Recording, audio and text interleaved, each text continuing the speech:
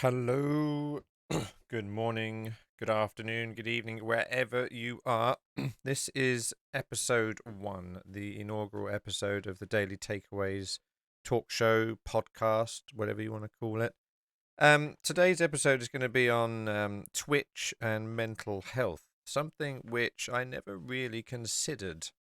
I never really thought that it was a thing until I started suffering from my own mental health issues, and I realized that a lot of my friends that I've known through Twitch, my fellow streamers, my friends, maybe even my real life friends, people that I've known for 10, 20 or more years, all seem to suffer the same sorts of things in varying degrees of severity, though, of course. So you have some people that have mild ADHD to severe ADHD to manic depressive to depressed to there are many different kinds of depression, but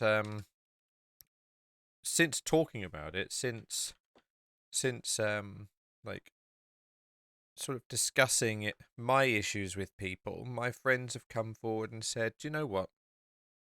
I have depression too. I've been suffering depression for 5 years, 10 years," and you just think, "Wow, I never knew that about you." And so what you understand is that people are actually just quietly tackling their own battles on a daily basis, and you've got to give it to them for for you have to respect them in a way for keeping it quiet and battling quietly without because people could so easily just say, "Well, I have mental problems. Woe is me. Comfort me. I need it because I can't help myself."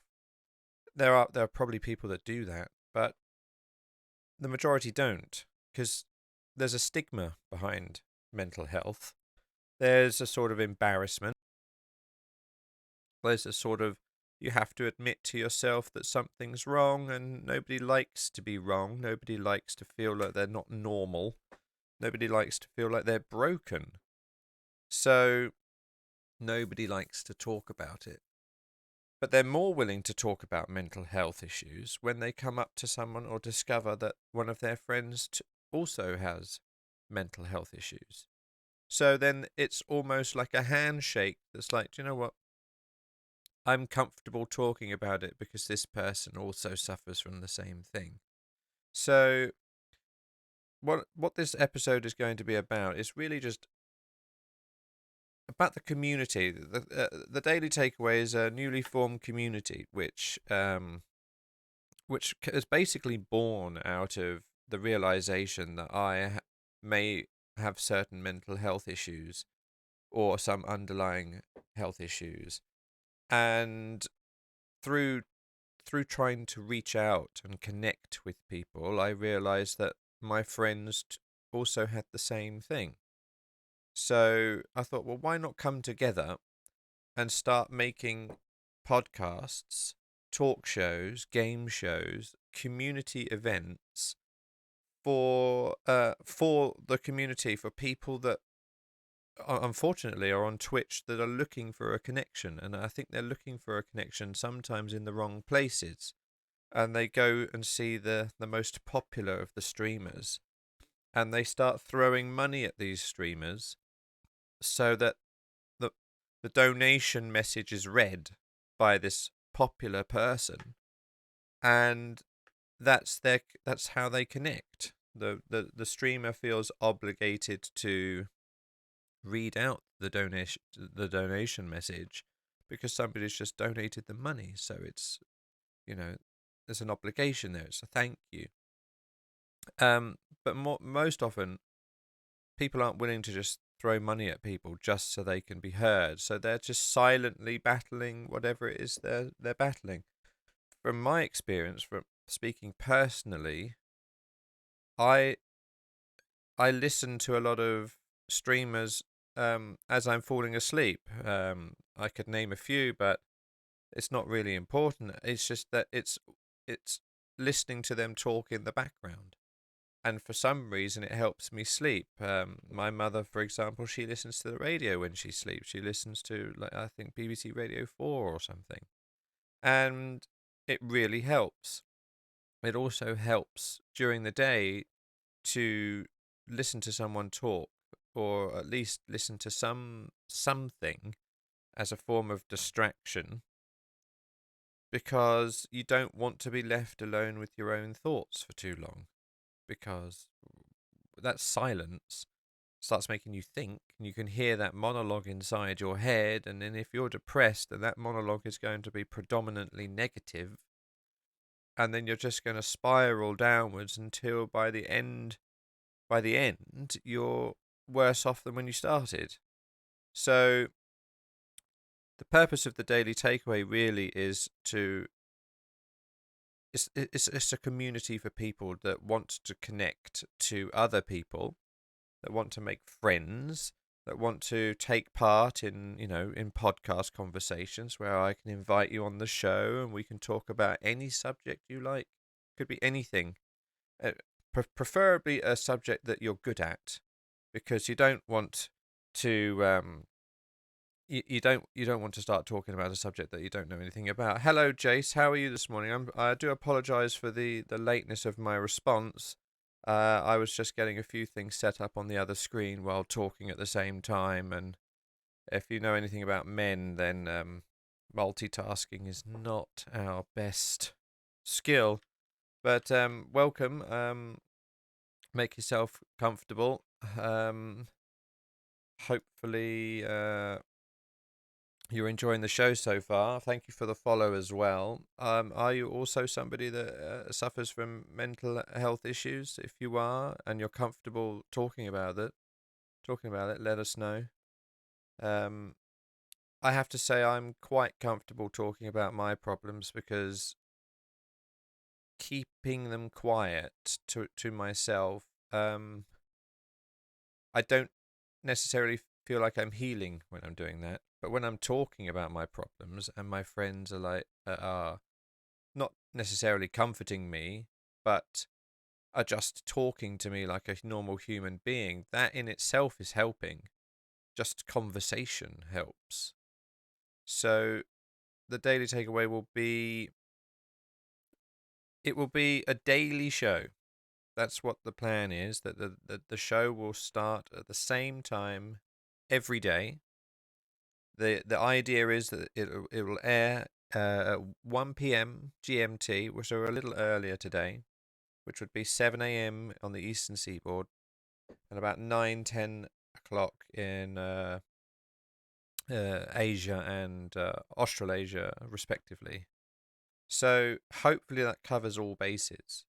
So America can wake up and listen, and if they want to join in when they're on their way to work, or have something to talk about, or just want to take part, they can. It's the lunchtime show for those that are in Europe, and the late night show for those that are in other areas of the world. So hopefully we're covering all bases there. Ideally, the show will start off with what we're doing now, discussing a subject. And it could be anything. It could be, global warming. It could be, do we think aliens exist? What do we think about deforestation? What do we think about global warming? What do we think about anything? And people can chip in. And what you'll notice with a lot of streamers, the smaller the stream, the more interaction, the more people's voices are heard. But if this does take off and it becomes successful, then I hope to keep it that way. I hope to have multiple people talking and saying well, just multiple people and multiple streamers taking part and having their communities join up and give back. That's the ultimate goal. And then after the podcast, we could probably go on to other things like I don't know. We could literally go on, if all goes well, have takeaways. I was about to say takeaways. We could have giveaways. That's what I meant. Giveaways, community-driven games and events, quizzes, those sorts of things. I mean, everyone is welcome, all ages, all ethnicities, all locations, all over the world. Um, we could communicate and share and chat on things like Discord. We can also do things like that on Skype, Zoom, and just group up and have and give back. Create content for the community, by the community. And if other people outside the community see this content and think, I love it, I want to be a part of it, then that's brilliant. So there's that. But to go back to mental illness and Twitch, I do notice a lot of mental illness on Twitch, and even more so recently, people are talking about mental illness on Twitch because of a very popular streamer, um, called Trainwrecks has highlighted mental illness, and he's since uh, demonstrated his capacity to care by offering free counselling to those people who have mental illness, and I think that's a very good thing. If you don't know who Trainwrecks is, he is a variety streamer on Twitch who perhaps suffers from mental illness himself or knows someone that does suffer from mental illness. And he's since partnered with, I can't remember, I'm going to have to get the name for you. He's since partnered with, just getting the name for you here, yourrad.org. And he's offering a free mental health care program because he's donated $350,000, which is roughly 12,000 therapy sessions. So if you are in need, seeing as though that's available, you should possibly check that out. That is yourrad.org. That is if you feel that you need mental health assistance. If you feel that you're okay, but you just are looking for a connection, then this is the place for you, and hopefully you stick around. Anyway, so I have a viewer who we'll be talking to shortly, who I've known for a very brief amount of time, but has highlighted that he himself has had mental health issues. So I thought, what better way than to invite somebody from the community to talk about this issue and what they think, what they get from Twitch, why they're on Twitch, what do they get from Twitch? What's the one thing that they're looking for on Twitch? Is it distraction? Is it entertainment? Is it white noise? Or it could be a many reasons. So we'll get talking to him. We'll say in about 5 minutes' time, we'll get him on Discord and have a two-way conversation about what we think is a positive about Twitch, and how we can help mental health, how the community could at least offer a helping hand to people that are looking for a connection, to make friends, to feel involved. So we'll be talking to him. We'll be talking to him in about 5 minutes' time, just so he can get ready and everything. But yeah, I thought I'd take a little bit of time just to talk about what is mental health, because a lot of people don't realize, well, am I suffering from mental health issues or not? What are the early warning signs? And if you're somebody that's not sure if you or someone you know is living with mental health problems, you can be experiencing one or more of the following feelings or behaviors, which can be an early warning sign of a problem.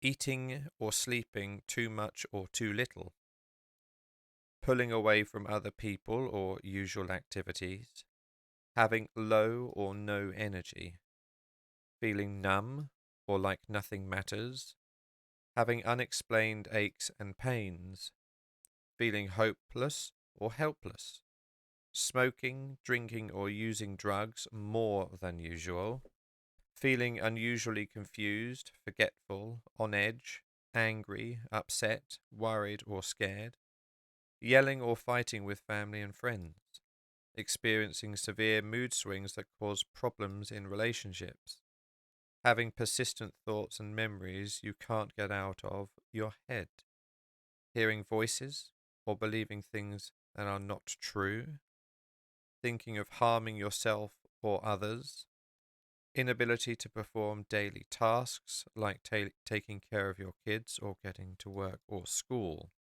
So if you feel like you are suffering from any of those things that are not the usual, not the norm, then it might be beneficial for you to contact a mental health professional and have them assess you, have them through a series of sessions where you just uncover if there are any underlying issues, because you may not know yourself, and people know you better than you know yourself, and and it's helpful to get a second opinion. Maybe even ask your friends if they've noticed a change or anything like that. Um, mental health and wellness. Positive mental health allows people to realize their full potential. So this may be something you can achieve through counseling, cope with the stresses of life, can improve your work productivity, making meaningful contributions to their communities, which is one thing I hope that the Daily Takeaway will be, is that people will feel that they can contribute, people that can feel that they are welcome, and want to contribute to the community and take part in activities. And later of an evening can even take part in group exercises and play games and whatever the community wants, really. There are ways to maintain a positive mental health, and they include getting professional help. So a mental health care professional will never tell you what to do. A good mental health professional will highlight things and then have you solve the problems, figure out what the issues are. They will never tell you what to do and where to go. They can help remedy certain things, but most of the fixing will be done in your head. There were other ways to improve mental health is to connect with others. Again, this community, hopefully. Staying positive, easier said than done, but positive mental attitude, positive mental performance, and so on. Getting physically active, finding a hobby, going to the gym, running, walking, cycling even, helping others. It is true, and it is said that doing nice things for people not only makes you feel good, but it makes them feel good. So two people feel good from one nice act. And you may not feel like, oh, I don't really want to do anything nice just for someone because I'm feeling rough. But getting those dopamine hits and, getting into the swing of things, forming, patterns of doing nice things can't hurt but help in some way. Sleeping more, that's also very important. You've got to get at least 7 to 8 hours of sleep a day. That's recommended for everybody, whether they are mentally healthy or not. And the last one for maintaining positive mental health includes developing coping skills and coping mechanisms that these can be pointed out to you by your healthcare professional that could highlight certain skills that will help you to stay positive. Anyway, we have someone from the community who's been active in the chat today and has been welcoming people. DBZ9410 hello, please help me. How can I help you, my friend? How can I help you? How can we help you? It's very important. Well, it's very when somebody asks for help. I mean, it's a special kind of person that wouldn't want to help, right? So DBZ9410, by all means, come on in. Come on in.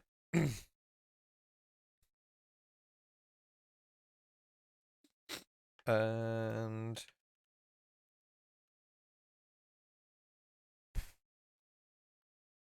so what I'm going to do is get ready for this, and we'll go into I'll drag him into interviews so it's private. Oh, 1 second. I feel like my stress from work could kill an elephant. What do you do for work? And what is making you so stressed about it?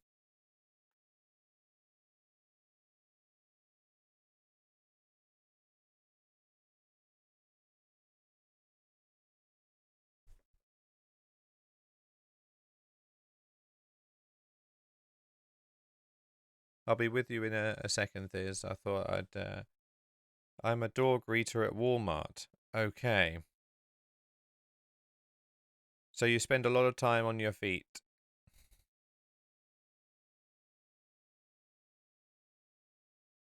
Have you are you in a position to get a promotion? I mean, is being a door greeter at Walmart what you want to be, or is there like, do you want to do anything else? Like, do you have is there a sort of position at Walmart that you would like to fulfill?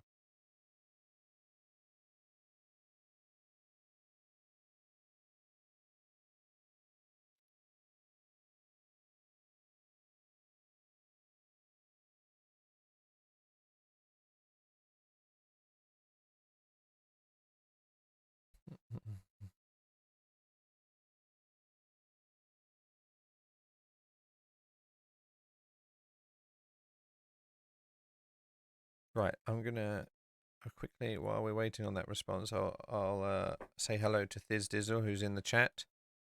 Hello, Thiz, are you there? Yeah, I'm here. Okay, brilliant. Oh man.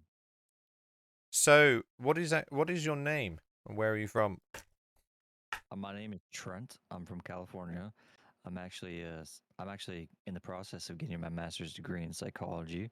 So I feel like this topic, I'm very familiar with this topic. I'm also a writer. That's how I make most of my money. But yeah, Trent from What? California. Hello, Trent from California. What sort of writing do you do? I do short stories. I write short stories.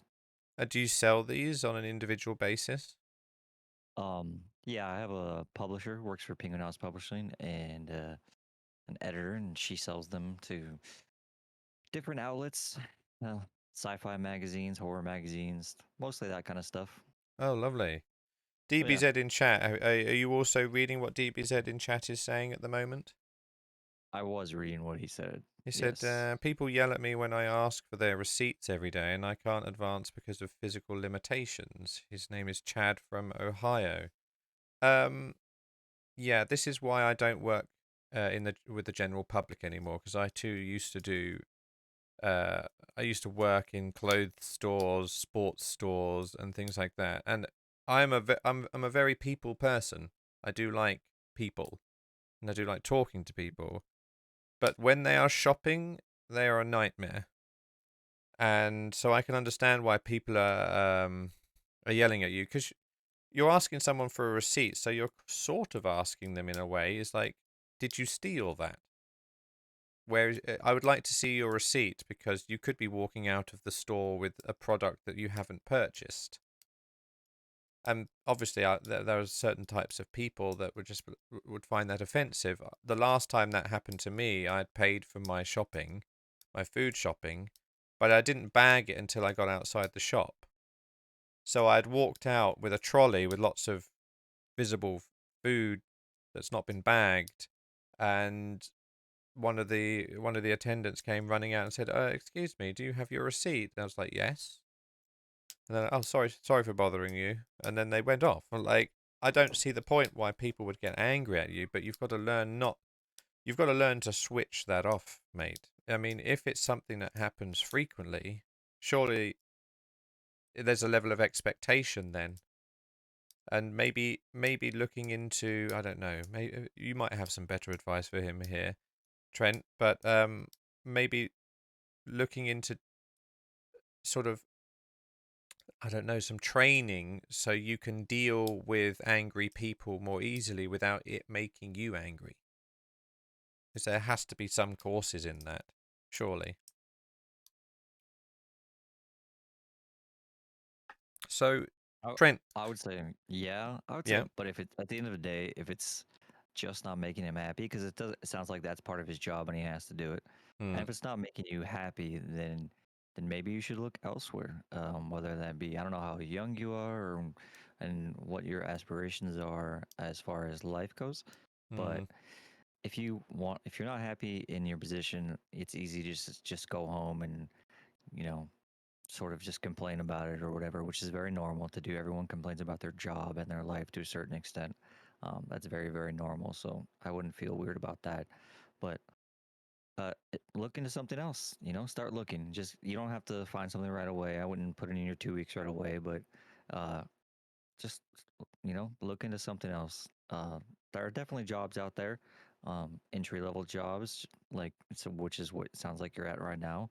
But now you have some experience, right? You've been working, so um, I would just say if you're really really not that happy and it's really like stressed like an elephant, like you said, where you can kill an elephant. Um, to me, that sounds like it's just not worth it. I don't like, and I know mm. Walmart probably doesn't pay that much as it is at $15 an hour, maybe. But I'm sure you can find a job that pays that, or close to that around there. Even if it's like $1 less or whatever. If it's gonna make you happier at the end of the day, I would say for me that would be worth it. Yeah, if you paid $1 for your happiness, I think that would be a price I'd be willing to pay. $1 to feel happier.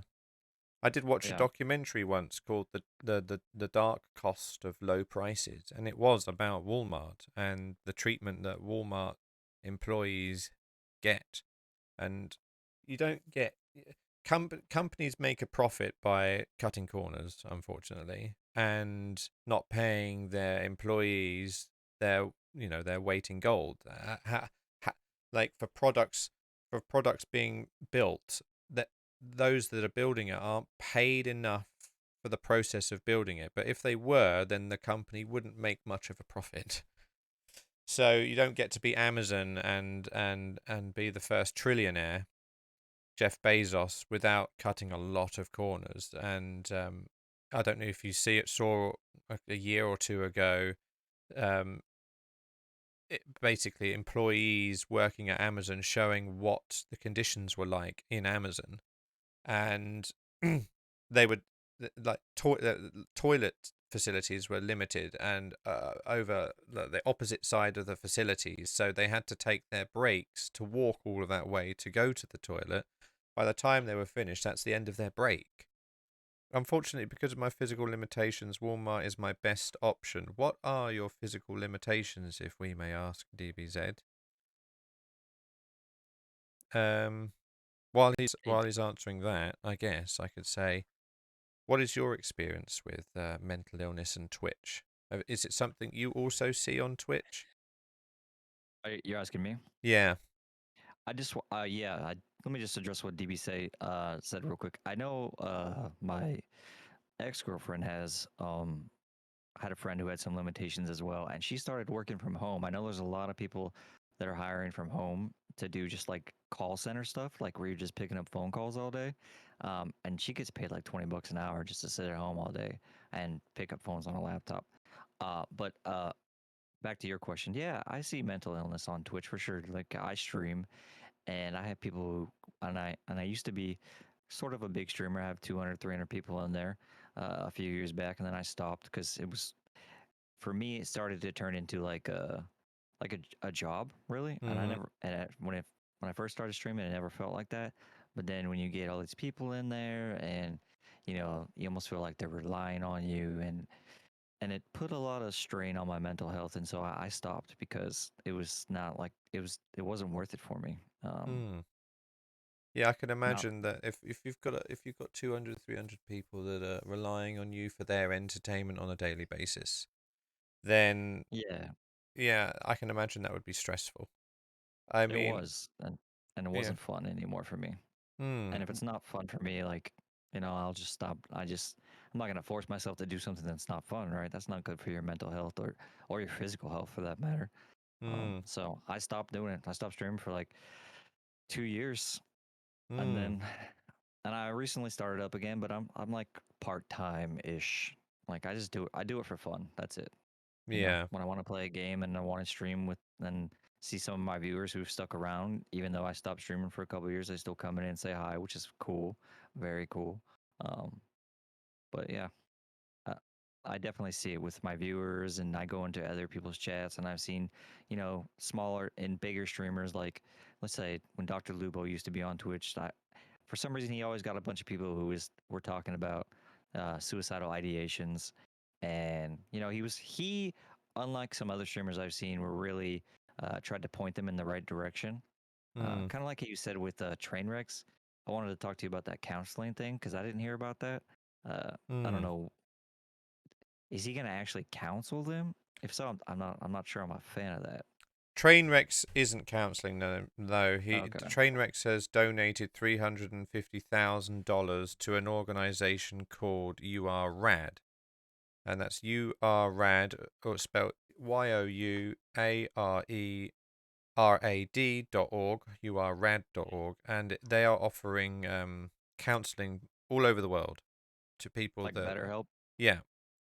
So he's donated $350,000, which he says is roughly 12,000 therapy sessions. So there are 12,000 therapy sessions going for free right now if you go onto URAD. And there is a tweet longer if you go onto Trainwreck's Twitter page, which I believe is at Trainwrecks TV, TrainWrecks TV, and pop along to his Twitter. You should see he's pinned a post which is about this, and his advice is to read his entire post, the whole thing, so you can see how you can get this help. Which is really lovely of him because Trainwrecks is somebody that I particularly don't enjoy watching because what the primary his primary content lately has been gambling, and I don't Yeah, like gambling. I me neither. don't like the thought of somebody at the press of a button blowing a good chunk of money for some dopamine hit. That just does not.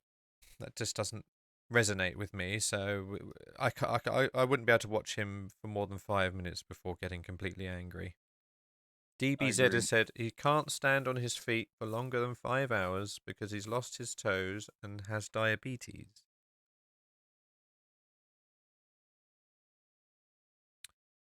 Well, Hmm.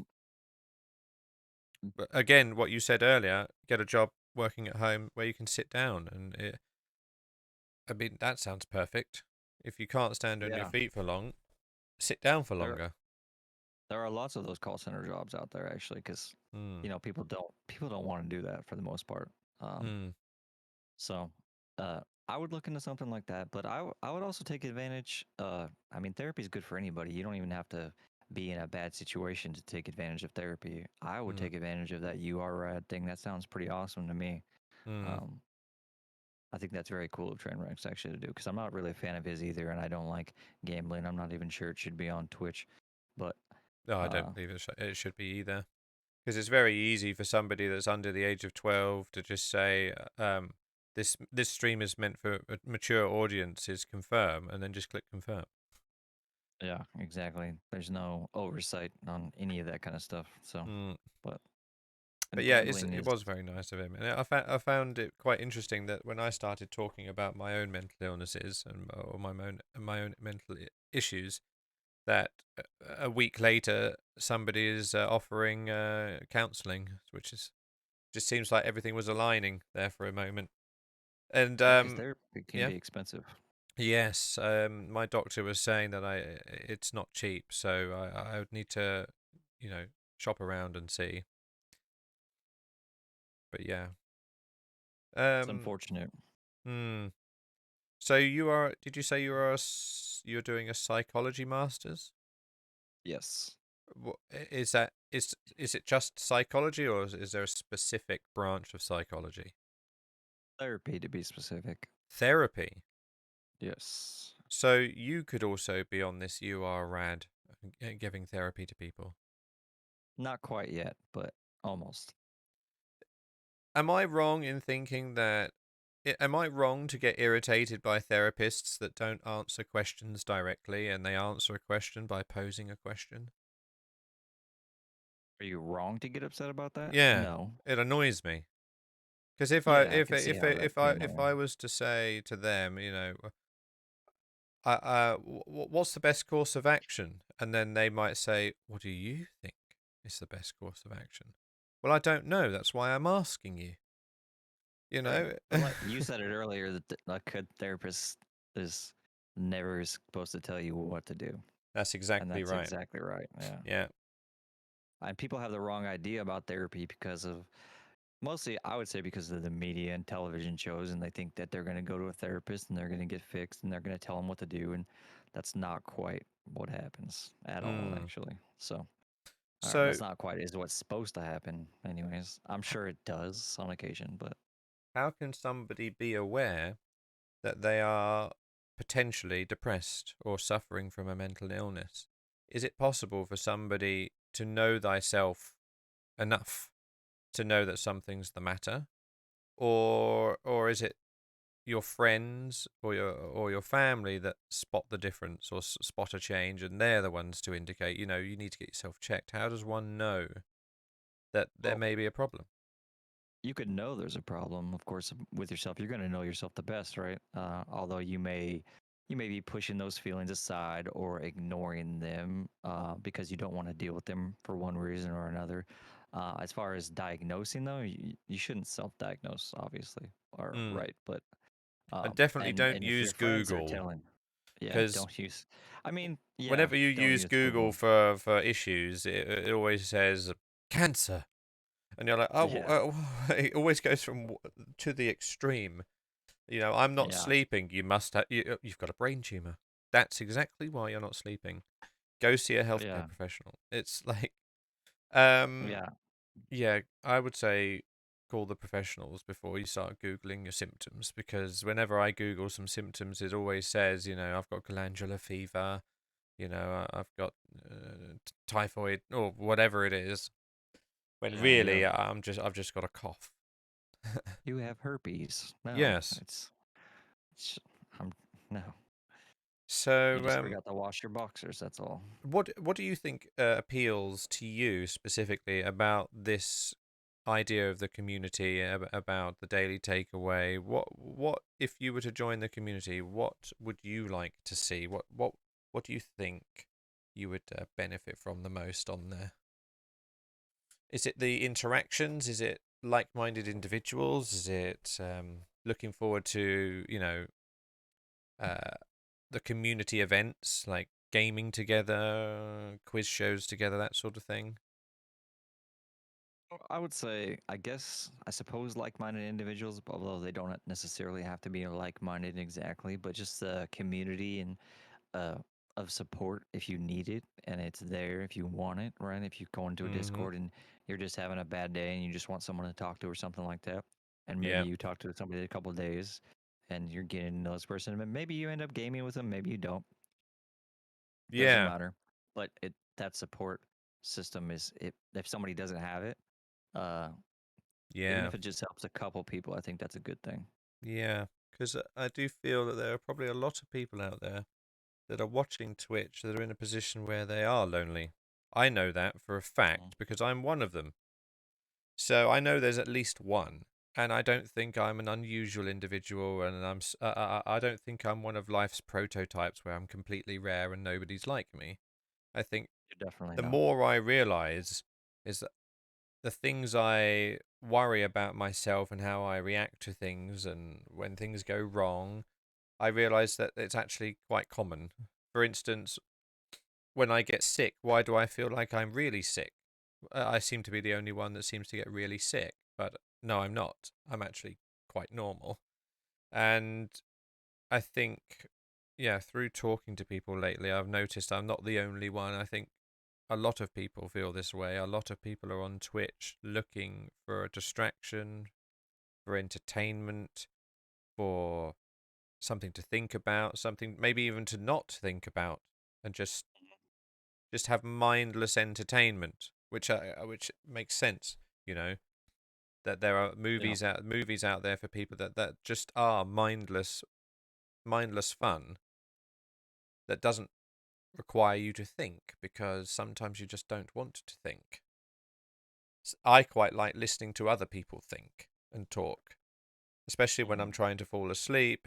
It's sort of therapeutic. So if we can provide uh, an hour, 2 hour long podcast for people, they can listen to it and maybe get the same benefits from it as I get from it, if that makes sense.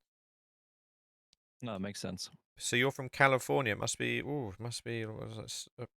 What time is it? 5 o'clock in the morning where you are. Yeah, it's 4:44. Yeah. Have you not slept? I have not slept yet, but What's I what? I go to sleep late and wake up, or go to sleep early, I guess, and wake up late. So So are you nocturnal then? I am a nocturnal. I'm a vampire. S- is this have you been nocturnal your whole life, or is this something work or study related? I've been nocturnal my whole life, but it's Interesting. yeah. See, I'm both. I'm diurnal, so beat that. I cannot beat that. I'm not. I mean, occasionally if I need to wake up in the mornings, I can do it, but it's like I don't like to. Hmm. Well, if I get enough sleep, I guess, right? Hmm. So if I like need to wake up at 8, I'll try to get to bed early, but I just don't like going to sleep early. I never have. So So, it's not. DB says replied, I feel like there's too much evil in my life. I get yelled at, and my co-workers get yelled at, especially the ones at customer care. And every day I see customers come into the store carrying guns because Ohio is open carry, and I wonder, is today the day I die? Um, I thought Walmart got rid of that or doesn't do that anymore, but I could be wrong. Obviously, I'm wrong. uh, I don't like that either. I'm as an American, I don't think you should be able to open carry into a freaking Walmart or Starbucks. I think that's silly. Like, what are you doing bringing your gun out anyways? I'm not a big fan of guns anyways, but no, I know it's not very I'm American of deadly me, but against guns. A friend of mine, I think she lived near Ohio. It was one of the or was it Colorado or somewhere where there are a lot of people that are hunting, and if you don't have a gun there, then you're sort of at risk. Well, she ended up getting a gun, a conceal, carry and carry conceal license, yeah, something like that. CCW And or CCP.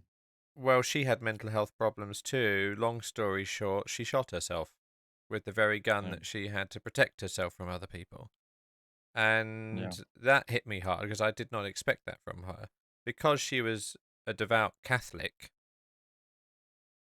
how how screwed up must her life have become? How difficult must her mental state of mind become for her to know that taking her own life is a mortal sin, and that she'd be going to hell? She must have been in a terrible place for her to do that. yeah, yeah. I Anybody wouldn't to say do that would screwed be up. in a terrible place, but yeah.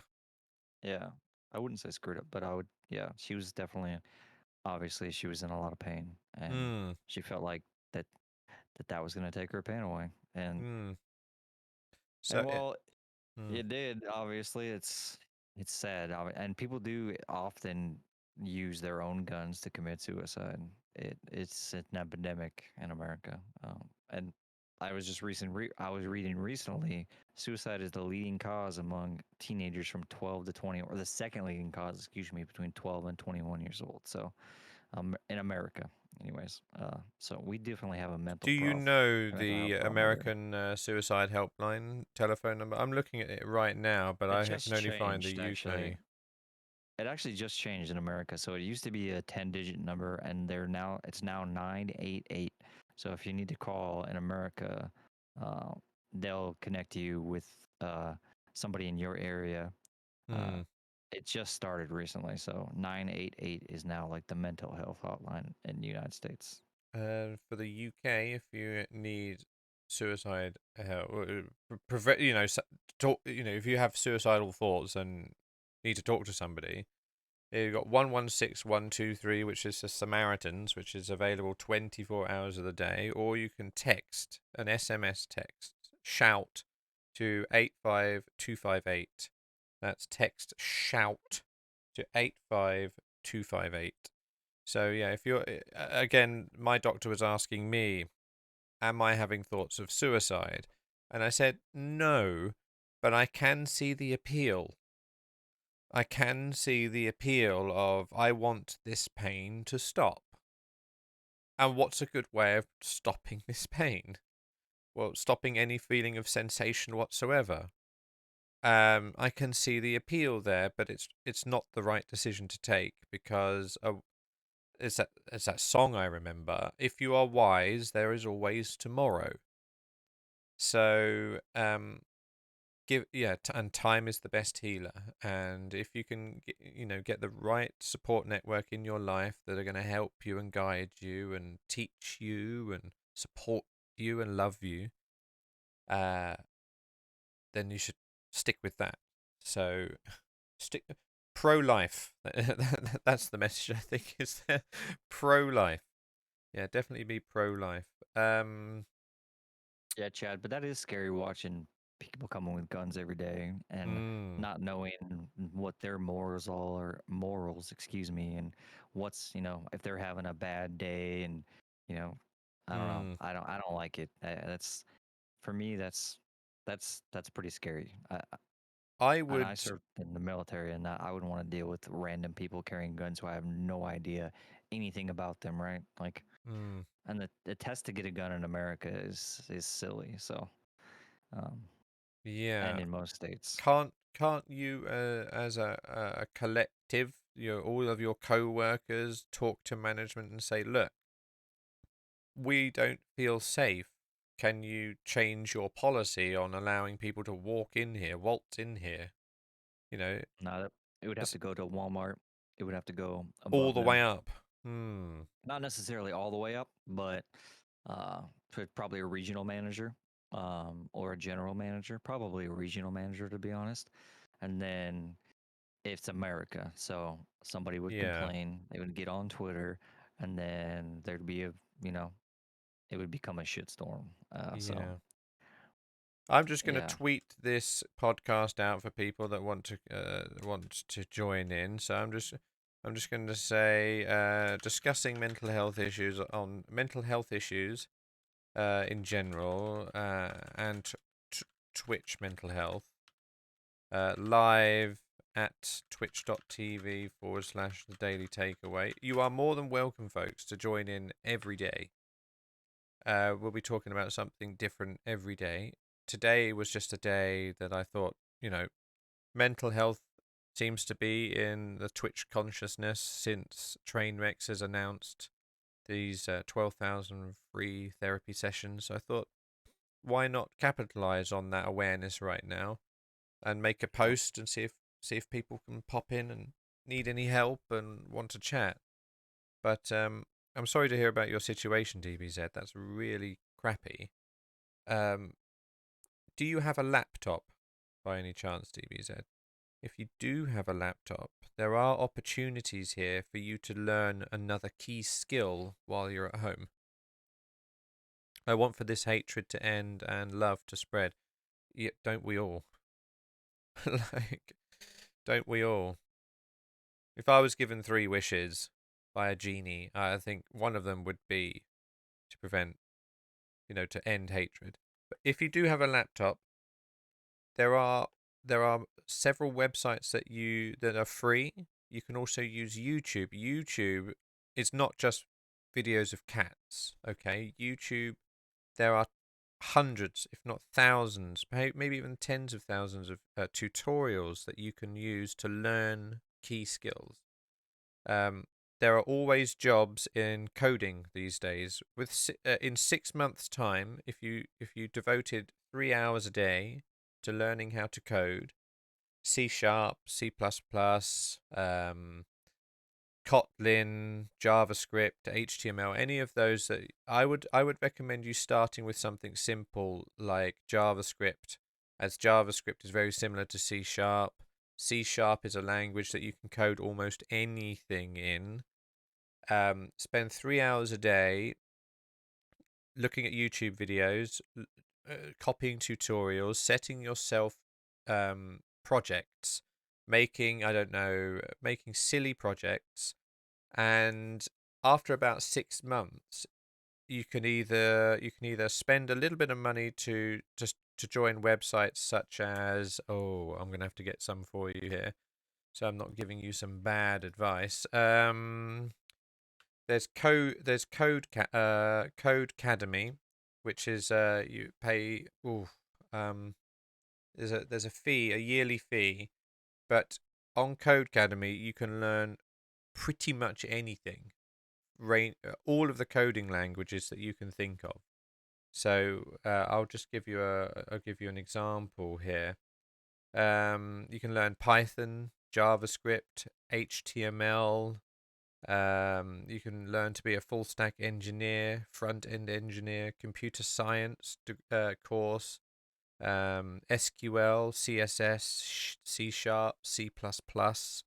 That goes on and on and on. And you can, if you did devote 3 hours a day, just 3 hours a day for 6 months, you will have the equivalent knowledge and skill set of an entry level data scientist, engineer, coder. So, which would be a junior. In 6 months you can be a junior, and most jobs these days require C#, C++, JavaScript. They require coding, and there are hundreds of thousands of these jobs. A lot of them are done by remote, so you can do them at home. The benefit of doing them from home is, well, you can either work from home or you can take your laptop, go to a local cafe, keep ordering coffees and Coke or whatever you want throughout the day, and get meals brought to you by whatever cafe you're in. You're sat there on your laptop in a nice town, drinking coffee, eating meals that are cooked for you, sat comfortably in a nice environment with lots of white noise, chatter going on, and you're working. And most entry-level jobs in coding these days, minimum $60,000 a year. Minimum $60,000 a year. In pounds, I know that it's a minimum of that, because my friend did exactly what I've just described to you, and she landed a Kickstarter company, working as a lead data scientist. In just 2 years, she got to lead, and she's earning up to £100,000 a year in her second job. Her first job was £60,000 a year. I don't know what that is in dollars. That must be like $90,000, somewhere in and around, maybe a bit less, 80,000. So if you do have some time to kill when you're at home and you have a laptop, it doesn't need to be a powerful laptop. It just needs you to be able to have the basically programs to write the code in, which for the most part are free. YouTube tutorials, free website tutorials. Learn while you're at home, learn some key skills, then start applying for jobs. You can apply for jobs through recruitment agencies, so they'll be looking for you. They will then email you potential jobs, and you can either decide to apply. You can specifically request remote jobs, so you can work from home because of your disability.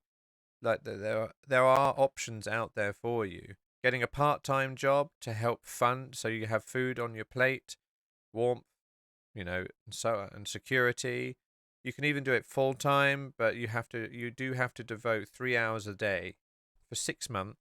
Time does fly, trust me. Before you know it, you'll be at the end of the 6 months, but you'll have a new skill set that you can't ever get rid of. And you can build on that by learning another language. Excuse me. And then if you know 2 languages, you'll be even more desirable to potential employers because you could you can you can code in 2 languages. And then it's totally up to you. That's if you want to code. You could learn to use Photoshop if you're creative. You could learn to use, I don't know, Excel if you like dealing with numbers. You can learn to use coding again and be a data scientist if you like dealing with numbers and writing and generating graphs. Anything.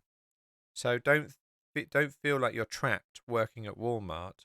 If you have a laptop and it's just sat there every day and it's not doing anything, and you're not doing anything other than going on YouTube, spend a little bit of time learning a new skill set and open more doors for you. You can't fail if you just spend a little bit of time. You're 48, but who would hire me instead of someone half my age? And don't get me wrong, they should hire someone half my age. It's not about how old you are, it's about how good you are at the job. For instance, my friend got her job as a lead data scientist because she demonstrated a capacity to problem solve. So if you can demonstrate that you have key skills that aren't indicative of, age or anything like that, that you are capable, then they have no reason to turn you down. And you're not of retirement age yet. You're not going to kick the bucket anytime soon. So you've got to earn a living. And if you're qualified and capable and you can demonstrate this, they have no reason to turn you down. No reason at all. Like, no reason. Thizdizzles just put something in chat. Zip recruiter. Like, it, because you've got the laptop, you've already got something that can allow you to learn.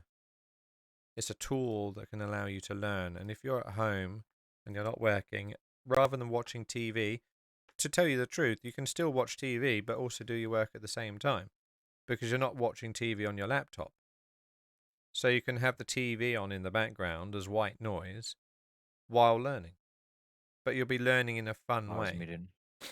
Yeah, I just put the call center thing from Ohio. I just Googled it real quick on ZipRecruiter, and there's a bunch of positions, $15 to $18, $15 to $18. Some are part time, some are full time. Some start at $17, 40 hours a week. There's one with a $5,000 retention bonus. So if you're, like I said, those are jobs that you could do from home and start easy.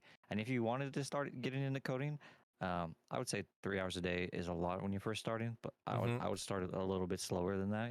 See if you like it at first, or see if you can get the hang of it. Start slow. Because 3 hours a day is a lot. Yeah. For something brand new, especially if he's working full time. And it sounds like he's stressed out as it is. But yeah, he's right though when it comes to coding. He's absolutely right that it doesn't matter. It's just about how well you can do the job. Because they're just numbers. They don't care how old you are or whatever. Uh, they just want somebody who can do the job and do it right. So, but there's some call center jobs too if you're interested in that. Uh, Working from home and not working at Walmart. I'm sure call center jobs can be stressful as well.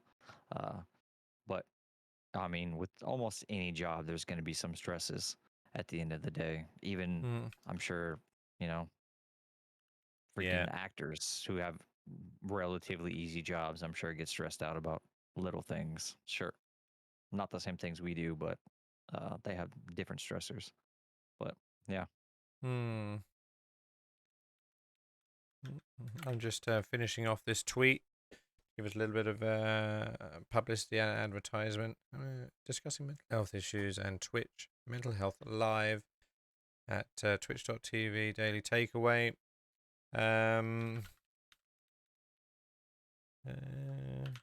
Right, that'll do for now. I'll tweet that. I'm going to post a couple of links in the chat, which will just give you access to all of our social media links. I'll do that now. There's that. This will give you access to the Twitch, the Discord, the YouTube channel, which has only just been set up, but this podcast from today will go up on YouTube with your permission, of course, Thiz, if you want to. Oh yeah, of Yeah, course. okay. You don't. Twitter and Instagram. So, yeah. So, did you Um, say you was your depression? You're very welcome, DBZ 9410. Is there really 9409 other DBZs on Twitch? Do you reckon there is? I don't. I doubt it. I think his name is Chad too. Chad Chad. from Ohio. Chad from Ohio. Double D Chad. Yes, double D Chad. Um, what was I saying before I got distracted? It's the Oh yeah, depression. You were saying something about depression. and you suffer from depression. Is this right? Or is it just when you were streaming back in the day and you became depressed over it? Or No, it's not that I became depressed over it. It was just that it was the I guess I would say it was depressing. And yeah, I do suffer from depression. It's been pretty much my whole life. So, and I take medication for it, and it okay, helps. okay. Um, so you were diagnosed with depression from what age roughly? Probably 14, I guess. Hmm. Mm. And how have you coped with it? Like, do you cope with it on Twitch? What's Twitch for you? Is it just entertainment? I don't watch a lot of streamers to be honest. When I do stream, but what if I when I do watch, it's just for entertainment purposes. Yeah, I don't come to Twitch looking for advice normally. I know Mm-hmm. because pretty much you're not going to get that on Twitch. Oh yeah, absolutely. Uh, at least not good advice for the most part. No, So because the majority of the streamers are just gamers.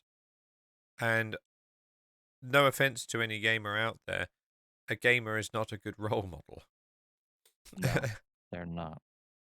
So looking Well, to get advice from gamers is not the best idea. But, you know, no, it's not. but yeah, it They're is. especially big streamers. They're the exception, not the rule, right? They're most people. There's who knows how many hundreds of thousands of streamers on Twitch, and like you and I and everyone else know a very few select names, right? That everybody else knows, Mm-hmm. and the ones that make hundreds of thousands, if not millions of dollars a year, those are the exception. So I mean, it's good Yeah, to idolize people and have role models, but those aren't the best ones, like you said. yeah, not at all. DBZ says it's my love for Dragon Ball Z and my address number in Atlanta. Oh, lovely. Yeah, I like Okay, Dragon Ball Z. I used to watch it every day when I came home from school on the Cartoon Network. never seen it. I've I've never seen I haven't seen the new ones that have come out in the past like 10 years or something like that, and I know there's even newer versions of them, I have but seen I the saw the mock. original Dragon Ball Z. I have seen the mock episode of Dragon Ball Z called Dragon's Ball PP. So if you wanna laugh, Dragon's Ball PP is the video for you. I Yeah, can put that I have link. Have you seen it before? I have not seen that. No, Oh, I you are haven't. in for a treat. Dragon's Ball PP. So I'm gonna post this in chat, and I'll also put it on the Discord. Oops, don't want to add that. Right, so I'm gonna post this in chat. I've heard that, Pads. I heard the new ones are really good. So that is Uh, Dragon's Ball PP. I'm gonna put this in Discord as well as a video link for people. This is a you know, parody by One Cartoons, and mm, my God, the voice acting on it, it's almost as legit as the real thing in my opinion. you know when you first started doing emotes for me, I Mm-hmm. thought you were like 19 or 20 years old for some reason. Really? Yeah, Was yeah, I I doing don't that? know. Was I streaming while doing the emotes? No, you were not. Or if you were, I didn't see you. I didn't see it. Why? Why did I? Do I? Our Do, just our interactions. You don't do sound obviously you don't sound like it. But you were just our interactions. I had this feeling you were like 19 or 20 or something like that. young at heart? Is Um, that what you're saying? yes, young at heart. And you were constantly yelling about like what's that game? The tank game on Twitter. I was like, oh, that's fucking funny. Tank game It's- on Twitter. No, the tank game, World of Tanks. I saw you were tweeting about maybe I'm confusing you with somebody else. It Maybe could you be. never played. Did you used to play World of I Tanks? I did play World of Tanks I, for a little bit, but not yeah. like religiously. Okay. Okay. And I was gonna ask you, which way do you lean politically? Would you say? I don't lean either way. I would have to No, say I'm you're probably apolitical. apolitical. Yeah. Okay. I'm not really one for politics. I think unfortunately I think politics poisons everything, in my opinion. I Because as soon as politics starts getting involved in any conversation, it just turns sour very quickly, in my opinion. I think it can and it does in a lot of instances, but I wish it didn't have to. But you're right. I think that is the case in the majority of conversations that do turn political. Yeah, I could probably take a political test to see which way the system or the series of questions. I think I've done that once before, and I was pretty central. I was pretty cent. I'm Surely being central is probably the best place to be. No, it means that you have a little bit of lefty and a little bit righty. You're flexible. I wouldn't say there's a best position political. I think as long as you're open Mm. minded to other people's ideas Yeah. and you're not just closed off, I'd Mm. say that's probably the best in my opinion. And if I was harping on gamers, I don't mean to. I'm a big gamer too, so uh, sorry, Chad. I didn't. That's that's not how I meant it. If that's how it came off, I love games, bro. I own a PlayStation 5, a Switch, a PC. I still have my Nintendo 64. Like I still have my PlayStation 3 and my PlayStation 4. I'm a gamer too, so Mm. uh, didn't mean to come off like that, Chad. Sorry. I So we love games, bro. have somebody else from the community that's just come and popped in and said, well, he made himself known. It's Pads. I believe it's Pads has had issues with mental health as well. Pads, how would you feel if we dragged you into into this chat? Would you also like to weigh down on your feelings about Twitch and mental health and how you deal with it and what Twitch is for you? If you're free. We've got Dizzle here, who is somebody that I've done work for. Okay. If you should be able to see the interviews room, right, Paddy? If you don't, I'll drag you from general downwards into the channel. How'd you Should feel be. about Brexit? How do How did you feel about it? I guess it's still happening. I originally oh, I've moved the channel, not Paddy. um Originally it was for Brexit originally for me. I always remember that saying, is it together we stand, divided we fall? And I think two heads are better than one. And I thought, the European Union was a good thing. And now I'm not so sure. I mean, the countries did seem to be better off on its own, but then it did prosper when we were part of the EU. And I don't know, it's too hard to tell. Originally I was part of the stay. I didn't want Britain to leave, because of the freedom of transportation, the you know Mm. produce being being able to live anywhere in in Europe without you can live in any European country, that sort of thing. And now of course we can't. So Yeah, not without a visa or something like that, yeah, right? yeah. Hmm. DBZ tries to stay politically open, but I'm sorry, Republicans are really pissing him off. Yeah, I'm a liberal, so I feel you there, Chad. But some of the liberals piss me off too, so it's not like I'm yeah, like Nancy I'm not a fan of like I don't know. The problem with American politics, I can't speak for British politics, is the money in American politics. They're bought and paid for over here. The majority of them are. So when I vote for congressmen or women, I try to vote for people who don't take PAC money, which is money from their party. If you don't know if that's in America, or dark money, which is money from businesses, um, like Walmart or whatever. I try to vote for people who don't take any of that money, who are just funded like from grassroots, essentially, just regular people.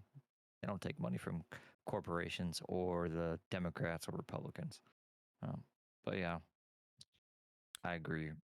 Hello, Paddy. American politics are fucked. Howdy, fellas. So, what, I guess, if you're comfortable telling everybody, what has been your personal experience with mental illness? Oh, mate.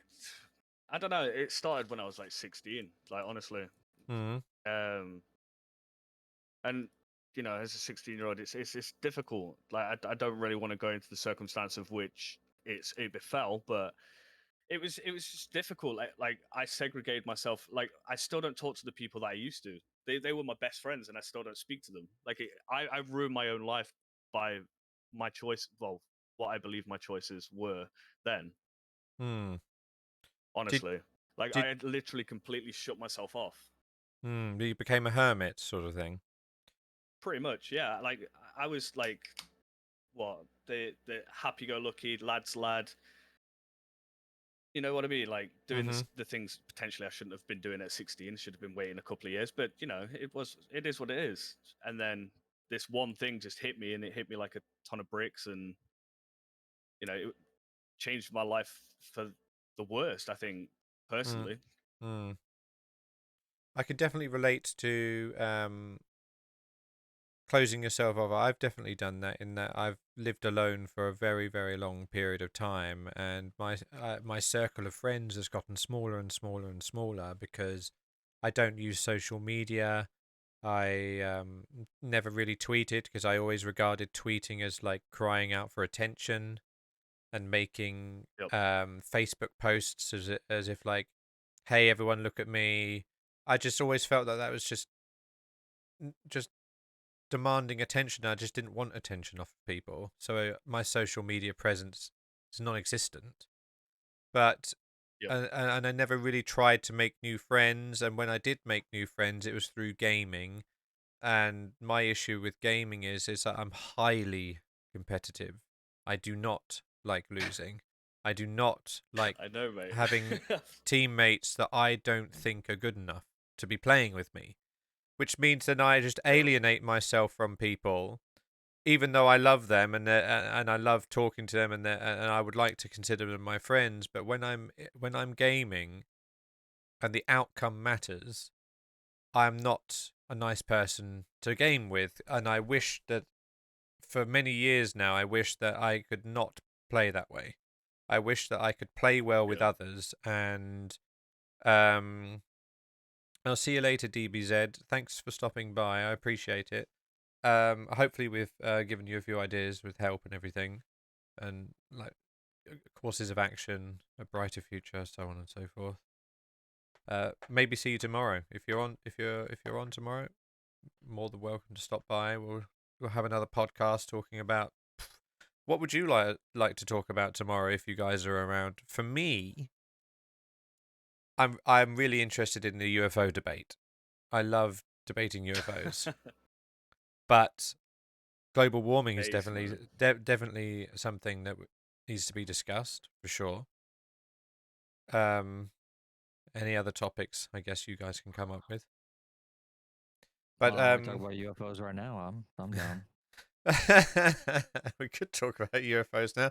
I suppose we have had the hour-long podcast talking about Twitch and mental health, but I'll just finish off what I was saying is that um, gaming was my only solace, and I enjoyed gaming. It catered to my competitiveness. It catered to my hunger to win, to improve, to excel, to be good. Because I used to be very sporty when I was younger, very What'd you sporty. play? Well, what didn't I play? I was on the football team, the cricket Mm-hmm. team, the swimming Mm-hmm. team, the athletics Mm-hmm. team, the badminton Mm-hmm. team, a bowling team, and I think I may have gotten to the end there. When did you stop playing organized sports? When I was about 16, something like that. Why'd you 16. stop? Well, I was an unruly teenager, believe it or not. Believe Now, it. if my foster mum was listening to this, she'd be like, just spit out the tea and be like, whatever. But yeah, I wasn't a very nice boy when I was 16, and What do you mean? I was just I was just defiant and bored at school, and I didn't go to school, even though everybody that knows me says that I'm really intelligent. And the annoying thing is, when the GCSEs were finished, the two girls, the two twins that got the best scores in the entire country, come up to me and said, "You're smarter than us. Why didn't you try harder?"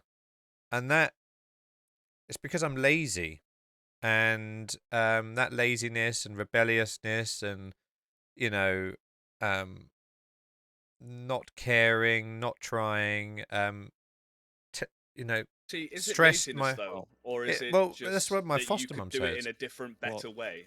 Is it true you don't care? It sounds like you care. My foster mum Yeah. said it's not that I'm lazy, because when I put my mind to something, nothing will stop me.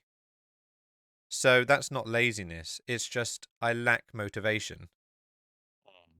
And life for her became difficult with me, so she kicked me out. And because I was fostered, it meant that the council needed to take care of me, and so I went into a home, basically it's a homeless shelter with other people that had nowhere to live, and they were crack addicts and drug addicts and alcoholics, and but the and So I did you guess, feel and kind of that's when like, I stopped playing I didn't have the tools to do that anymore, so all of those sports just stopped. And then I got into the wrong crowd, because maybe I'm impressionable and I have a tendency to form sort of addictions to things, addictions to gaming, the internet. I used to think I was addicted to cigarettes, but I quit those, and I quit that relatively easy. So it must just be the patterns. And now, and I yeah, I stopped putting myself out there. And then I moved back in with my real mum, and she's not all there in the head, unfortunately. And I guess that was comforting, and I just sat and played games all day, and I never really socialized, and that's my life and has been for the last 20 years.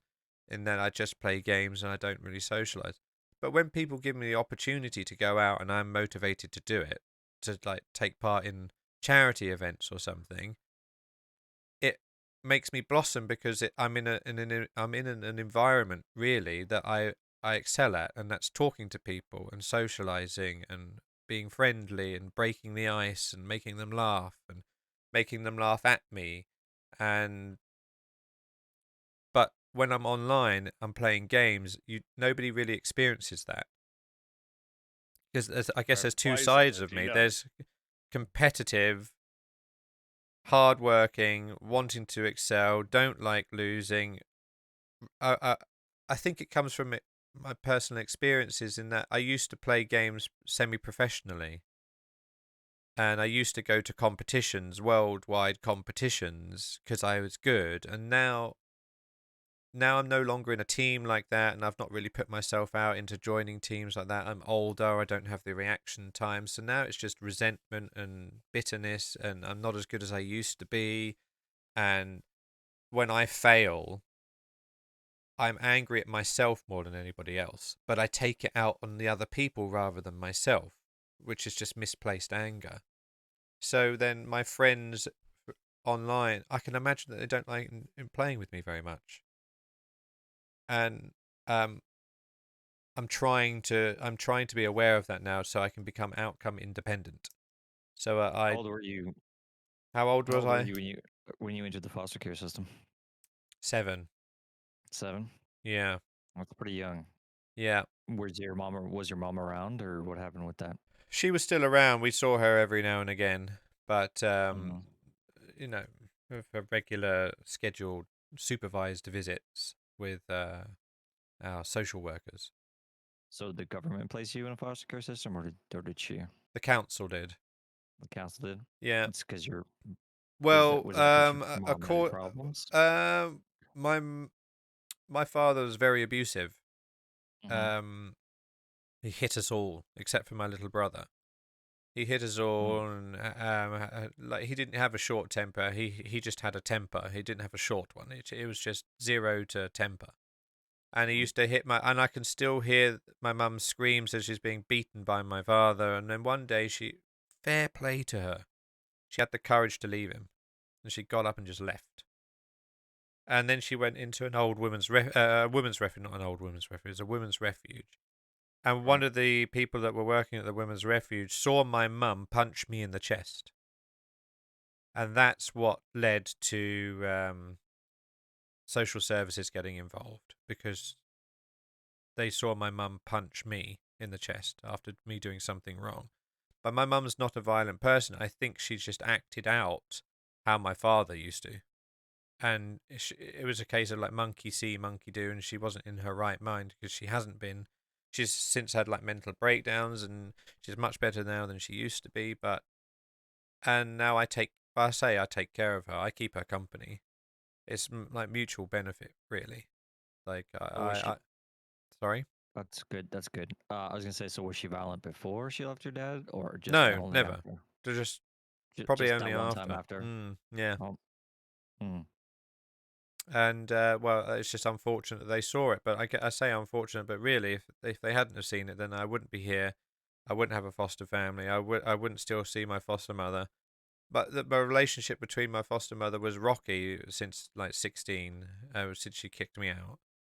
But then the rest of the family knew that we weren't in a good place together, and then since then, I guess she's noticed that I've calmed down and I've matured, and I'm just me, and she's much more comfortable having me in her life, and we have a much better relationship now than perhaps we ever did. So that's quite cool. Yeah. But yeah, but Yeah. when it comes to like online gaming, Paddy's definitely experienced that I'm a winner and I always want to win. And when I don't win, I'm a very grumpy person to be around, and I will rage, and I don't like that about me. And I want to learn the art of not giving a shit, which is a book apparently, the art of not giving a shit. And There it's is a a book. It does take a fair bit, mate. I think I've learnt it myself over the last 2 3 years, but I think it's also certain actions that push me towards having to learn it myself. mm, Like despite like never really, I mean, I probably did do it previously when we've been chilling and whatnot, but like it got to a point where it was stupid bad, mate. Like really, really bad. But then mm, I was also influenced by alcohol, so it was mm, twice as what's it was like coming at you from. I wasn't going like personal, but then it was turning personal as well. So it was just a very, very toxic situation. mm. Yeah, I just want to And I be. mean, you've only got one side of that, so you've got kind of that ease of into it. Do you know what I mean? Mm, Whereas, like, if you had another vice that was kind of not forcing you into it, because obviously I wasn't forced into it, but you've almost got something that's also pushing you in. Because once you're in that mindset of like drunkenness, things just come out. Sometimes they just slip. So and then you just roll with it. And it was a lot worse, honestly. mm. But I don't think you're that bad anymore. Like, not as I remember playing certain games with you, and it was like, right, okay, I'm just gonna leave silently, because sometimes it was a bit too much. But then Uh, everybody has got a need to win. yeah, I guess it's because my expectations are high. because I used to Yeah. be a part of a team that was the best in the UK. We were the best for a while. We were the best in the UK. Nobody could beat us. Europe feared us, and that was great because we put a lot of effort into to training, to practicing, to taking it seriously, treating it like a job, liking everybody on the team. Everybody had a role. Everybody was good at something. We all had each other's backs. We all liked one another, and it was just match made in heaven. And it took about 6 years to get to a team with the right people at the right time with the right work ethic, and it gelled. It just fucking worked, and we smashed Yeah. everybody, and everybody was afraid of us. They're like this team that's just come from nowhere, goes an entire year without losing a single game in all competitions, unheard of, and we were just like, it's our time now. And we failed at the I think we failed at the WCG or the CPL or something, trying to qualify for that, and then I ended up getting a What game job was in that? it's Counter-Strike 1.6. What have we ever played Counter Strike together? I don't think we have. No, but you don't. I quit Counter-Strike, as Thiz was saying earlier on, when he quit streaming because it became stressful and it wasn't something that he enjoyed. My friends keep asking me, let's play Counter-Strike, let's play Counter-Strike. It makes me angry because the sheer expectation and knowing of how good I used to be, and I'm a shadow of my former self, I can't play. It makes me angry. And it doesn't necessarily make me angry because I hate the game. It's just that I am losing a lot more at it than I used to. And I don't like that, and it Yeah. makes me angry. And I need to be smart and say I need to distance myself from stuff like that because it's Yeah. destructive. So my goal this year and forever will be to learn to be outcome independent. The art of not giving a shit, meaning I can just play and have fun, whether I lose, whether I do something stupid, whether I suck, whether I win. I just need it needs to be. I just need to enjoy it. I need to enjoy the art of play, and I'd forgotten the art of playing. The art of playing is to play, Yeah. to have fun, and somewhere along the way, play meant I need to win. I must win. And I need to surround myself with people that can win, because if I fail, I need them to carry me to victory. And it used to annoy me that I'd never play with anybody that could take the reins for a while, and that used to upset me. But it's not important. It's just play. Just play. Yeah. If I suck, I suck. If I do well, I do well. If I do something amazing, then I want to celebrate. If I do something stupid and die, I want to laugh about it. Like I was laughing about it in FIFA when my Kim Jong Un football player kicked the ball about 3 feet in front of me and it didn't go anywhere. Like that was funny. What happened there? Yeah. Kim Jong But I feel like 3 foot. it's also the people you surround yourself, right? Though, like if you surround yourself with people that have that mentality, of the same mentality where they need to win, it also can cause like the bad side of effects. Like they Yeah, need to win, so you must feel like you need to win. and it's So it undue can, pressure on you too to perform if they have an expectation on you. yeah, exactly. So it's just about finding that balance because it's all right. Like I've still got the competitiveness in me. I still want to win every game that I play, but it's one of those where I don't really care anymore. I don't want to Like I care just anymore don't. about it. I just want to have fun. Yeah, it's not important. That's the way I see it now. It's just not important enough. The most important things is like your own mental well-being and the people around you. Like I'd much rather keep a friend than lose a friend because I've just said something that might upset them. Mm. But then it's just I don't know. It's a weird one. I mean,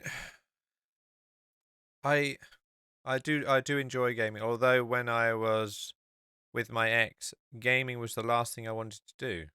She filled that void which gaming used to occupy. the want to win, the success, the dopamine hits, the this and then that. She replaced all of that. And now she's gone, that void is back. And now I'm refilling it with Yeah. gaming because that's my coping mechanism. I enjoy gaming. I enjoy the sort of interactive hobby. The solace. It's comfortable and it's like old leather at this point. But ideally, if I'm being truthfully honest with myself, I would rather be with her than gaming. That's the sad fact of life. What? I sort of enjoyed I mean, you don't the need to talk about it, but what future. actually happened? Uh, well, I guess I don't really want to talk about it, but something happened which sort of brought back old memories for her, and she just Okay. said that she needed space, and since then that space has been, permanently not talking to me. And because I'm left in this See. limbo, I don't know where I stand. I'm stressed because limbo's not a very nice place for people to be in, and I'm not getting answers, I'm not getting responses. So I'm just left guessing, and that stress has well, it stopped me eating for an Taking its toll. entire week. Yeah, yeah. And weirdly, yeah, when people are like, "You need to eat, Jason," and they're trying to feed me, and it would take an entire day for me to eat a bowl of cereal. Yeah. And I wasn't sleeping, so I wasn't eating, I wasn't sleeping, constantly stressed, completely numb, and I still feel that way now. But the medication I'm on is giving me an appetite, and it does make me drowsy. But it hasn't given me enough of an appetite and made me sleep enough for the doctor to say, okay, you're getting better. So he's doubled the dosage to try and improve my appetite even more and make me sleep even more. So, Can I be honest? mm, I don't think we ever get better. I just don't. Like, yeah, that I'm not sucks. on medication anymore, and I choose not to because I don't like the effects that it has on my body. Uh huh. I'd much rather be in control, and I think that's, again, it's more of a mindset thing. Mm, And once you get to that point, like, I'm not saying everybody should get to that point, but that's my personal, I have my personal feelings regarding, suicide and stuff like that. Like, I think honestly, it might upset people, but I've tried to do it. But I just think it's the coward's way, and I think I've said it to you before. I generally mm-hmm. think that's my mindset on it, and obviously it is hard, but I wouldn't be here for if it wasn't for certain things happening. I tried to hang myself at 18, and the rope snapped. I'm lucky. Do you know what I mean? Like, that's the way I saw it, and that changed my outlook on certain things. But then my mum passing fucked me up really bad, like Mm-hmm. really, really bad, and I was right back in that dark pit of despair where the only outcome that I could see every day was wanting to just. I wanted to be numb. That's the best way I can describe it. I just wanted to be numb, and Mm, I drank myself to the point where I was numb. But then, you know, mm, it's just a dark, dark, dark place. And even like thinking about it now, it's yeah, it's scary. It's scary. mm, I remember like at one point I stayed up all night, and I don't know. I don't know what happened, but something in my head just switched. And I remember being on the phone to Tom and crying my eyes out, like just mm-hmm. I couldn't control myself, and made the decision then to take myself to the doctors and get the help that I needed. I needed something, and it still didn't help. Like it didn't. They put me on different medications every month, and it was just awful. It was a terrible time, Mm. but Did you know, the outlet of emotions, crying, help you in any way? it, yeah, yeah. Like it's one of those in it. Like everybody keeps saying it nowadays, like the media and the way things are portrayed, it's men are supposed to be tough, and Yeah. that's how I was brought up. I'm supposed to be hard. I'm not supposed to have feelings. I'm not supposed to cry. I'm not. You know what I mean? And I think that often plays in the back of everybody's mind that we've got to be this way because everybody says so.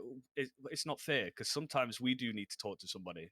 Like, I'm not an open person. I hate it. Like, I can't stand talking about myself because I don't want people to feel sorry for me.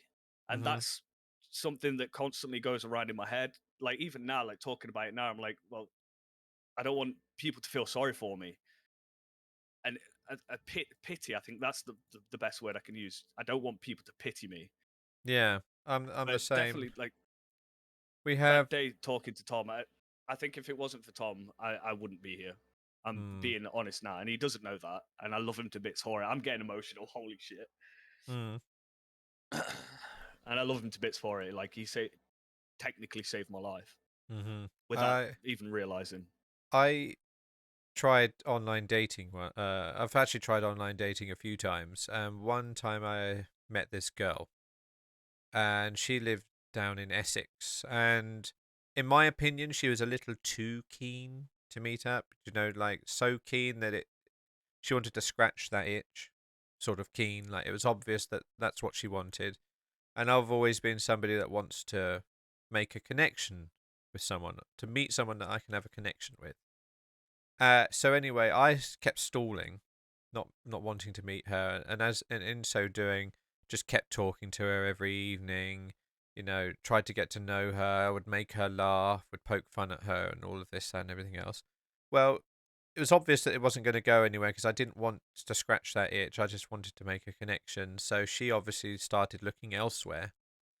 And like a year or two later, after her failed relationship that someone that she jumped onto, it didn't work out, she come talking to me again, Mr. Reliable, you know.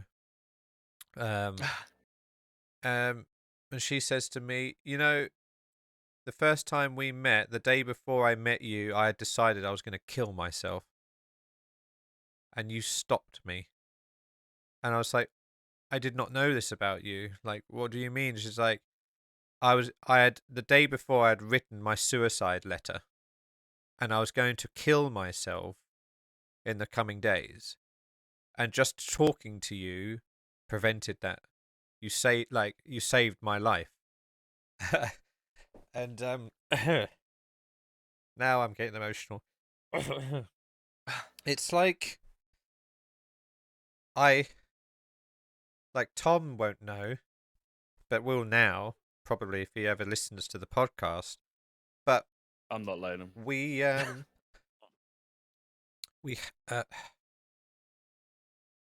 we clearly have an effect on people that we aren't aware of. And my personality, playfulness, joking around, um, you know, not really caring about embarrassing myself or whatever, saved someone from killing themselves. That I made made life bearable, and she enjoyed it, and that was nice to know. So like, I definitely, it's like, I don't know if I'm still important to her, but I imagine every now and again she might give me a second thought, because she's obviously gone with somebody else, and has a child with them, and whatnot. So maybe every now and again she might give me a thought and think I wouldn't be here if it wasn't for him. Maybe I should say hello or whatever.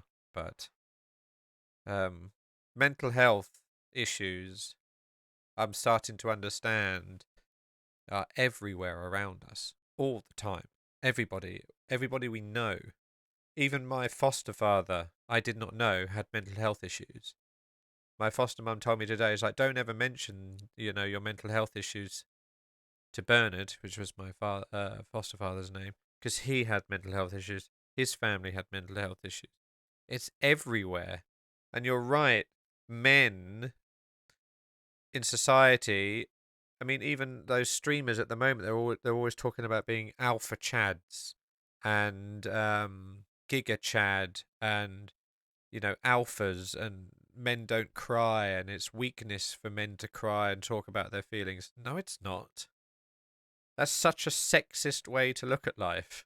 If we were to say women must cry, you must talk about your feelings because you're a woman. That if we were to say that to women, they'd be outraged. So men should be outraged to be told that we shouldn't be in touch with our feelings. I think for me, it's been sort of uplifting and enabling, and me talking about these things has sort of helped me recover. Crying about things has helped me recover, because it sort of indicates to myself that it's very important that I let it out. Because and the outflow of emotions becomes so overwhelming that you do end up crying, Yeah. And I think a lot of people on Twitch, I've just noticed that a lot of people, everywhere you look, if you ask them, they might say that they have an issue. I I feel mean, like three of us in here have our all had an issue. generation, Yeah. yeah, I feel like our generation's more open to the idea and starting to progress that. And then, like you said, there is people nowadays that are like, "Oh, you can't do this, you can't do that." There's one guy in particular who currently is taking over the internet by saying all of these things, and it's crazy because people are actually listening to it. Like, "Oh, you shouldn't do this, you shouldn't do that." Why? Why shouldn't I? If I feel the need to get this overwhelming urge out of me, why shouldn't I? Who Because is it? some Yeah, Who what is was it? it? moron, Andrew Tate, people Um, Andrew? like him. I've never heard I of him. only recently heard of him. I only heard of him like 2 days ago because he Yeah, had like a debate with XQC or something like that. But I Oh. didn't even end yeah. up but I watched like 10 minutes of it, but it was unwatchable in my opinion. Uh, Yeah. Is he a so troll? He's not. He just has these mindset of a caveman, honestly. Hmm. yeah, I don't like it. Yeah, And there's people that follow that, and it's like, wow, are you seriously that small-minded? It's got to be insecurity. It's got to be all of these men that are following him must be so insecure in themselves to listen to that sort of behavior. It's crazy, mate. Honestly. the people that listen to it might not be insecure, but they might just be out there looking for a role model, and they're obviously, and I wouldn't say obviously, but they're looking in the wrong place if that's the case. Um, Yeah. Yeah. everybody needs a role model growing up, and a lot of Twitch viewers, for better or worse, are on the younger side. And Yeah. so, Yep. and if they're spending a lot of time on the internet, maybe they don't have a role model at home, and so they're going to look elsewhere. And nowadays, it's really easy to just click online and find somebody and be like, "Yeah, I want to be like this guy, or Yeah, I want to to be like this imprint on. girl." Hmm. Yeah, exactly. I It's like you mean, said you were. What did you say earlier? When you were 16, you were very impressionable, and youth in general is just you're very impressionable. That's not yeah. necessarily that's not a bad thing. It's just a fact of life. That's why there are laws protecting, you know, people under 18 for the most part, or under 16, whatever the case might be, I th- different states and stuff. yeah, So I hung around with the wrong crowds because I was impressionable. And as you were saying that, I was thinking I was weak. I allowed people to pull me around and make me do and think, even though I wanted to do them, I wanted to do them for all the wrong reasons, because I lacked conviction in myself to say, I don't want this for myself. yeah, I don't want to get into drugs. I don't want to smoke weed and pot and do that all day and just become so lethargic that I don't actually achieve anything. And to be fair to myself, I did walk away from that. I came up with a lie once and I just said, I'm going to see my father who lives up in Leeds. I don't know where my real dad lives. And it's not in Leeds. It could be, I don't know. But that was just my excuse to say goodbye. I had reached a point where I looked at myself in the mirror and I just looked unwell. And I was just like, that, it took, see, my problem is that things that make me act take a while to get me to act, but once I've acted and I've decided, that's it. And it took a real long look in the mirror to see myself and like, I can't live like this. I'm gonna have to make up some sort of lie. I'm not gonna say to them, look, lads, you're all lovely, but I don't want to hang around with you anymore. I think that'd be bullshit. I just said I'm going to see my dad. I don't know when I'll be back, and at least then they know that they're not a problem and I don't like them.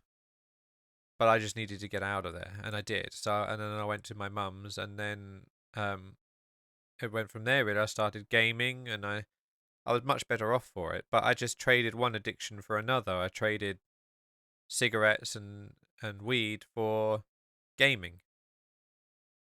What did you say was an addiction? Was it affecting your social life? Was it affecting your sleep? Was it affecting all those Well, aspects of your life? I think I have an addictive personality, so I get addicted to things. Right. Not But necessarily physical addictions, but just habits. Addicted to right, habits, right. which people When you were believe. gaming though, did you neglect your friends? Did you neglect Yeah, your sleep? Did you yeah, neglect your health? Then I yeah, would say yeah. yeah. Then I would say yeah. You could classify that as an addiction in that case. And I don't neglect my health and such now. I go to the gym before I start streaming, for an hour or two, and I come home. I make lunch. I eat and stream. And well, now that's what I'm doing. Before I just used to game all the time, and I hadn't gone to the gym. But now I'm more fitness orientated because I took one look in the mirror and I was like, I look 9 months pregnant. That stomach has got to go. I look about 3.5, 4 months pregnant now, first trimester, about that. So it's barely noticeable now, but So you're trying to abort your baby? Is that what you're doing? my food baby, all bought and Your paid food for. baby. Oh Jesus. Veranda over the toy shop, that sort of thing. No, I just want to lose that. It's something that's been bothering me for a while. So again, I've reached a point where I need to act. So now I'm acting. But yeah, I feel like this is the entire show's about discovering the host. Like It should be. That's how it should be, honestly. um, I think I it Because it should. lets I people mean, then get on a personal note with you if people mm, have related to the same issues, you know? yeah. I mean, I don't think I'm a bad person. I just think I get a bit lost and wayward sometimes, and I need something to I think focus we on. all get lost somewhere, mate. So making this community, even my mum said we often do nice things for selfish reasons because we know it's going to feel nice for us too, and that's why we do it. And making this community is partly selfish reasons because it's me wanting to reach out, but it's also it's 50-50. It's like I want people to reach out to me. I want people to reach out to everybody else. I want people to feel like they can come here, take part, have fun, play games, joke about, mess about, get all some funny content on YouTube, put them on YouTube, get some views, get more people joining in.